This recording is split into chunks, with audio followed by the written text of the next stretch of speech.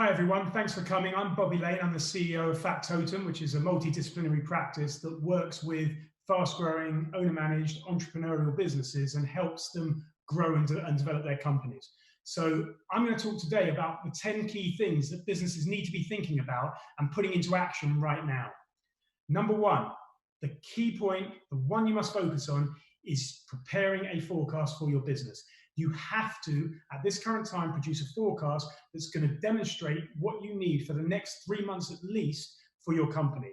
And that's not just for you to use, that's for funders, that's for lenders, that's for your own planning, and it's for yourself. So you know where your business is at, what you need to survive, and what you need moving forward. So put that plan in place and get that forecast together. Number two, you must communicate. Now's not the time to bury your head in the sand. It's absolutely vital that you communicate both internally and externally. Internally, to your team, to the people you're working with, let them know what's going on. Tell them what's happening in your business and let them understand the decisions you're making. Let them feel part of the decision-making process and get their input. You know, we don't have all the answers, and some people in your team may have some really valuable insight into what you could be doing with your company. Also, make sure they know what's going on and what your timelines are and what your plans are for the future. Communication with your team is absolutely key so that they don't feel they're being cut adrift. Also, external communications have never been more important.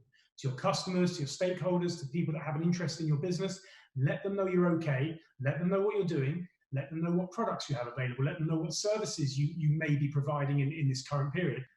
Number three, make sure you know what's going on and you talk to your advisors and keep informed about what's happening in the wider economy at the moment. The government are changing schemes regularly. They're updating everything on a daily basis, if not hourly basis. Look at the gov.uk website. That's a great resource for telling you what you should be doing in your businesses and telling you what's happening with those schemes. The job retention scheme was extended recently. The coronavirus business interruption loan scheme now has new lenders. Some of the fintech providers and the challenger banks are now included in the scheme and are much quicker and more efficient at getting some of the loans out to the people that need it. So it's time to start looking at those schemes and making sure you know what's going on. The rates holiday have now included new sectors. If you're an estate agent, you shouldn't be paying rates now based on the extensions to those schemes.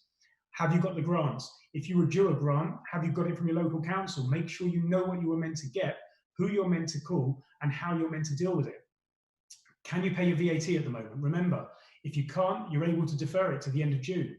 If you can't pay your corporation tax, speak to the time to pay team and have a conversation with them, explain to them what's going on with the business. Communication is key. Let people know what's going on, talk to your advisors, find out what's happening, and make sure you know what's happening with those schemes on a daily basis. It's all changing, and now you have to make sure that you know and you stay close to people that know what's going on and can help you every step of the way.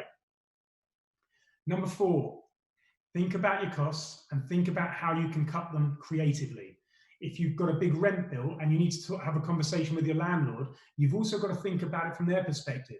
You know, they need the rent paid. They might be having their own issues within their own businesses. So go to them with a creative suggestion. If you've given them a rent deposit, let them use that rent deposit to pay this quarter's rent. You don't have to go and find the money to pay it, and the landlord's still getting paid, and you can build that rent deposit back up over time when we get out of this crisis. So think creatively, but also put yourself in the position of the other people you're talking to and think of a creative way of solving a problem. You know, can you take a repayment holiday with the bank? The banks are being incredibly supportive at the moment where they can be. If you have existing funding and loans within your business, speak to the bank. Ask them for a repayment holiday. I've seen businesses that have successfully deferred the payments on their loans for 6 months, which will give them much needed cash flow over the next 6 months and allow them to reduce those payments and reduce those monthly outgoings. So think of all the costs within your business. Look at those costs. How can I cut them? And think creative. Don't just say, well, can you give me a discount? Can you give me a refund? Or do I need to pay this?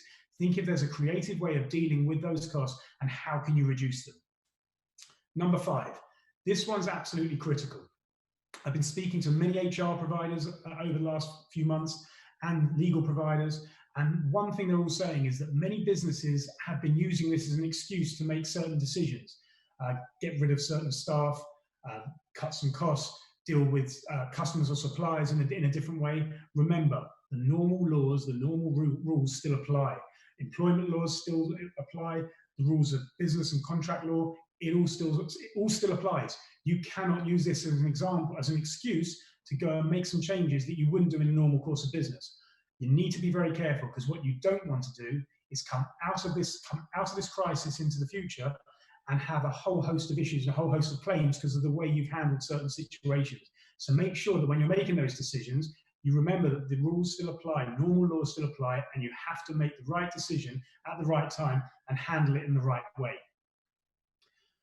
Number 6, make sure you're translating the small print and you understand what you're signing up to in any of the schemes or in any lending or anything you might be signing up to or getting yourself into. Remember, on the coronavirus business interruption loan scheme, they're offering a 12-month interest-free period and also no charges for the first 12 months. But what happens after that 12 months? Make sure you know, and you ask the question, what's the interest rate going to be when we get out that 12-month period? What's it going to cost me when I get out of it? If I want to pay it back, do I have an early redemption penalty?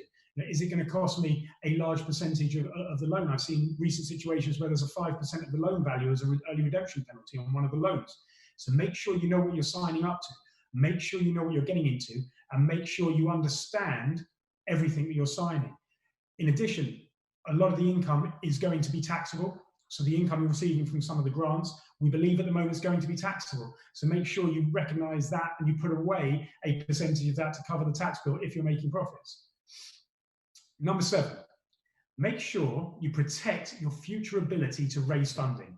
Now, this is something many people might not have thought about.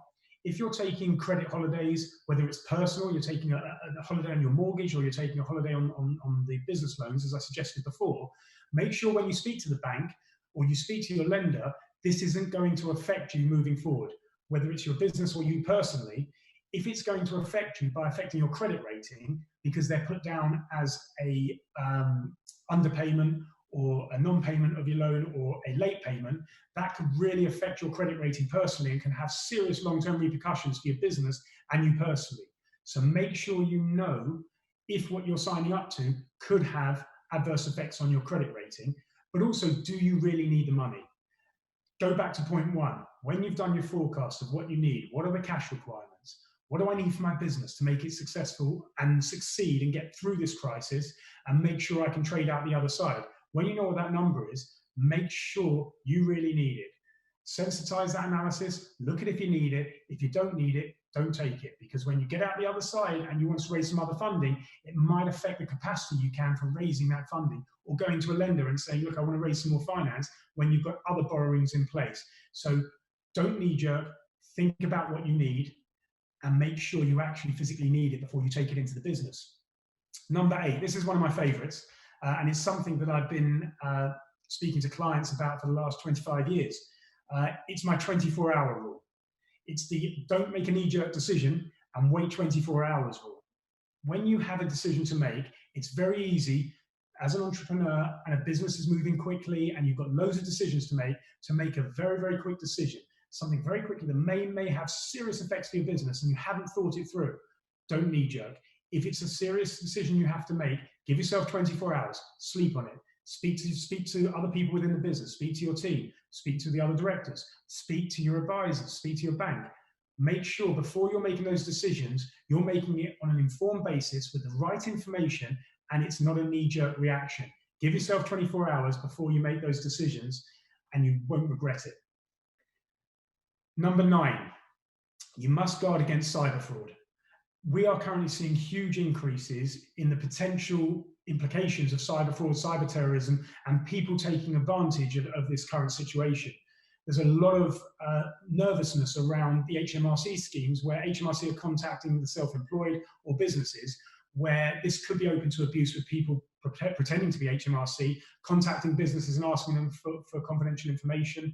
We've also got situations where people are still getting emails from people asking to make transfers and payments to the wrong bank details. Remember, a lot of your team are working from home. The normal procedures and policies you may have had in place might not be as stringent as they were previously. And if they're not, you need to think about that and make sure you're not leaving your business, your team, or yourself wide open to cyber terrorism and people taking advantage of this terrible situation. So make sure you've got policies in place. And if you haven't, give it some thought.